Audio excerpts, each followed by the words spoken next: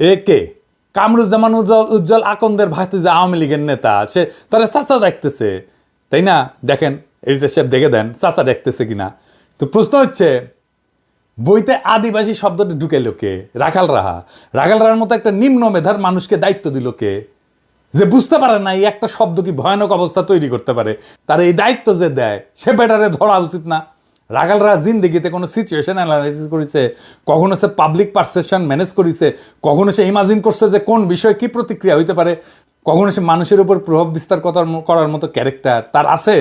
তার লেখাপড়াই বা কত দূর? কি পড়িছে ওই? বাঙ্গু সেকুলাররা তার পর্বত প্রমাণ ইগো দিয়া সব অক্ষমতাকে, সব দুর্বলতাকে, সব মেধাহীনতাকে, সব অশিক্ষাকে, সব অদক্ষতাকে ডাকতে চায়। অন্ধ হইলে তো ভাই প্রলয় বন্ধ থাকে না। এরা এতই অপদার্থ যে মাকায় ফেললো একেবারে সব কিছু। পাহাড় কিছুদিন আগে অশান্ত ছিল না, এখন এই বেকুবি করে আবার পাহাড় অশান্ত করার মৌকা বের করে কার লাভ? আমাদের মাথায় রাখতে হবে, পাহাড়ে আমাদের অমীমাংসিত ইস্যু আছে যা জাতীয়ভাবে গুরুত্বপূর্ণ, অত্যন্ত গুরুত্বপূর্ণ। এইখানে একটা স্ট্যাটাসকো বা সাম্যাবস্থা বজায় রাখতে হবে। যতদিন না আমরা একটা স্থায়ী বন্দোবস্তের দিকে যাই, এটার মীমাংসার দিকে যাই। এই ভুইফোট সংগঠন কই থেকে উদয় হলো? আর এইভাবে লাঠির মাথায় পতাকা বাইন্ধে